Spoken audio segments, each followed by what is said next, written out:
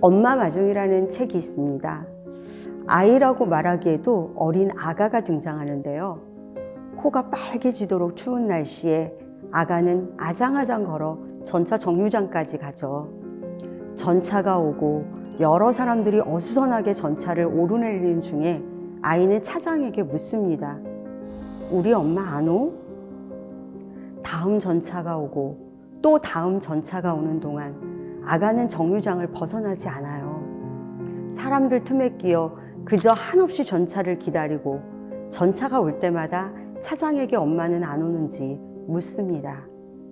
정오가 되었다가 노을이 지고 사위가 어두워질 때까지 아이는 꼼짝하지 않습니다. 기다리다 지쳤는지 아니면 엄마가 오지 않을 거라는 생각이 들었는지 전차가 와도 차장에게 엄마가 안 오냐고 묻지도 않습니다. 사람들이 바쁘게 오가는 거리 옆에서 빨개진 코를 한 채 우두커니 서 있는 아이의 옆 얼굴에는 아무런 표정이 없습니다. 그래서 한층 더 슬퍼 보이는 것인지도 모릅니다. 안 그래도 추운 날 같은 자리에 한없이 서 있는 아가의 머리 위로 하얀 눈이 내립니다.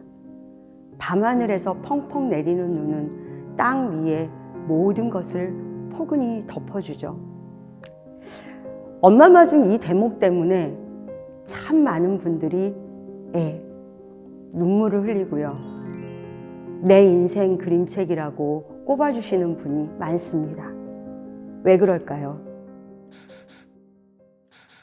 우리는 모성애에 큰 가치를 부여합니다. 자녀를 향한 엄마의 사랑처럼 크고 깊은 게 있을까?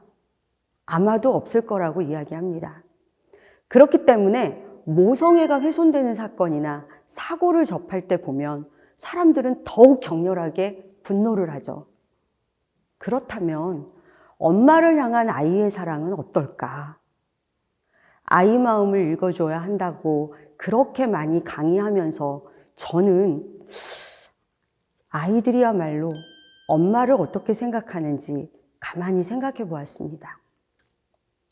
아이를 향한 엄마의 마음, 엄마를 향한 또 우리 아이의 마음, 이 두 가지 감정을 비교한다는 건 참 어리석은 일이지만 그럼에도 저는 후자에 초점을 맞추어 보고 싶었습니다. 아이를 향한 엄마의 마음은 모성 본능이라고 할 만큼 근원적인 거니까요. 그치만 엄마는 다 큰 성의입니다.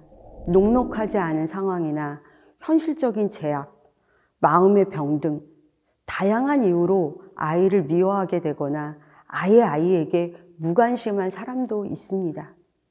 혹은 아이를 사랑할지언정 때로는 계산을 하고 조건을 달기도 하고 자녀에게 끊임없이 무엇인가를 바라고 그 욕심이 충족되지 않으면 역정을 내는 미성숙한 부모를 우리는 종종 볼 수 있습니다.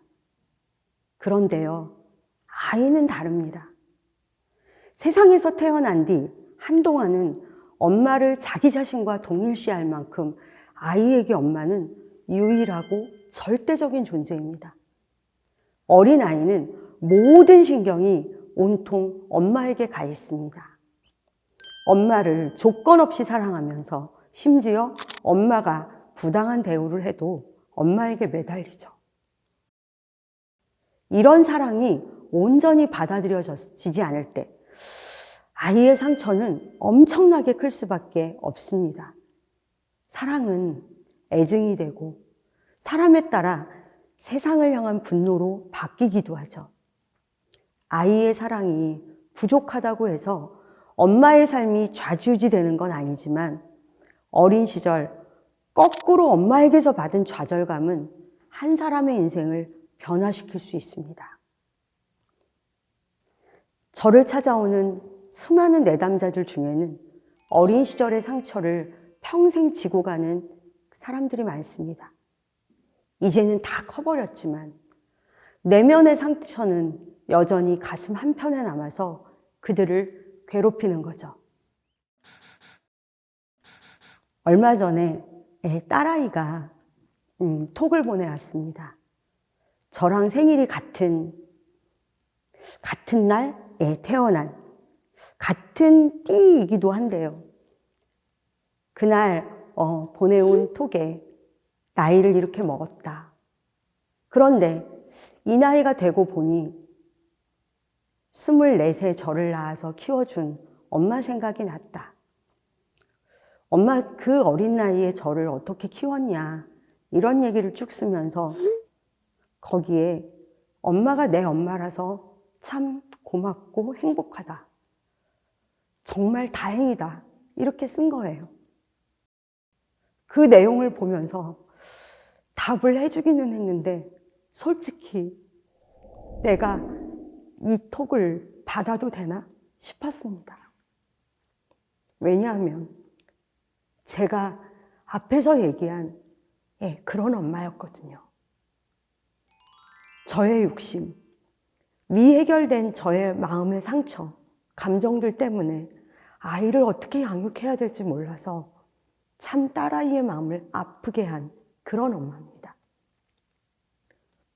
그 아이하고 정말 잘 지내면서 책을 읽고 노래하면서 이렇게 지내도 모자랄 그 시간에 저는 아이에게 너무 큰 상처를 줬고 그것을 누르다 못해 아이가 어느 날 신체화를 보이면서 감정을 폭발했죠. 그 딸아이 손을 잡고 용납되지 않은 감정을 잘 정리하면서 연대 소아병 정신과를 찾아야 하는 그런 엄마였어요. 몇 달간의 치료를 통해서 회복이 됐는데 사실 아이가 회복된 게 아니라 이 엄마의 마음이 바뀌어서 그래서 치료를 종료했습니다. 그때 알았습니다.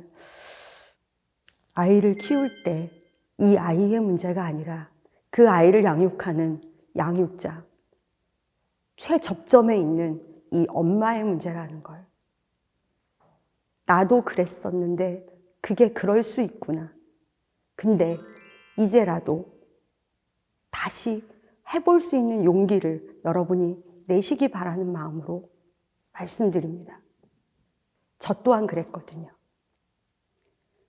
다시 시작하는 마음으로 그 아이와 병원 치료 이후에 한 걸음 한 걸음 나아갔는데 이제 어느 정도 성숙한 딸아이가 엄마가 내 엄마라서 다행이라고 행복하다고 얘기하는 이 문자를 보면서 지금 저도 행복합니다. 이 강의를 듣는 여러분 또한 그렇게 될 것을 저는 믿습니다. 어린 시절에 상처를 갖게 되면 나중에 그 상처가 회복되지 않는 한 자신의 아이를 키우게 될 때 엄마로부터 받았던 상처가 사라지는 게 아니라 더욱더 선명하게 떠오릅니다. 자신도 모르게 엄마처럼 아이를 키우고 있다며 힘들어하는 내담자를 저는 여럿 만났습니다. 세상을 떠들썩하게 만든 강력 범죄자들의 반사회적인 성격은 선천적으로 타고나는 것인가에 대해 여전히 말이 많지만 분명한 사실은 그들 중 행복한 유년을 보낸 사람은 없다는 겁니다. 물론 어린 시절에 사랑을 받지 못했다고 해서 모두 범죄자가 되는 건 절대 아닙니다. 또한 사람의 마음이 비뚤어지는 것이 모두 엄마의 책임이라는 것도 아닙니다.